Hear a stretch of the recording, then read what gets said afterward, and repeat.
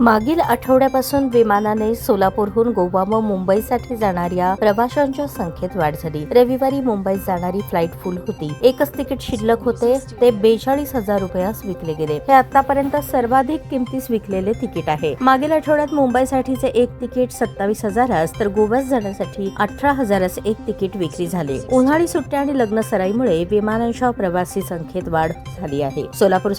सोलापूरहून मुंबईसाठी 3,500 तर गोव्यासाठी 2200 रुपये तिकीट कंपनीकडून ठेवण्यात आले आहे। मध्यंतरी मुंबईस प्रतिसाद कमी मिळत असल्याने कंपनीकडून सांगण्यात येत होते, पण आता 10वी-12वी परीक्षा संपल्यानंतर विमान सेवेसाठी पुन्हा गर्दी वाढली आहे। शिवाय लग्न सराई आणि विशेष कामांसाठी तातडीने तिकिटांची मागणी वाढली आहे। 42,000 रुपयांचे तिकीट उड्डाणाच्या आधी 4 तास बुक करण्यात आले, तर गोव्यासाठी 18,000चे तिकीट याप्रमाणे 4 तिकिटे एक दिवस आधी बुकिंग करण्यात आली। गोव्यासाठी प्रवाशांचा प्रतिसाद वाढला असून मुंबईसाठी मागील आठवड्यापासून 70% अधिक प्रवासी वाढले आहेत। मुंबईसाठी काही ठराविक दिवस प्रतिसाद मिळत आहे। विशेषतः शनिवार आणि रविवारच्या विमानाला चांगली गर्दी होत आहे, पण मुंबईच्या तुलनेत गोवा विमान सेवेस चांगला प्रतिसाद मिळत आहे। मार्च बरोबर एप्रिल महिन्यातही प्रवाशांची गोव्यासाठी बुकिंग झाले आहे। गोव्यासाठी फॅमिली बुकिंगसह ग्रुप बुकिंगची संख्या मोठी आहे। मुंबईसाठी वैयक्तिक कामांबरोबरच शासकीय कामांसाठी जाणाऱ्यांचे बुकिंग वाढले आहे।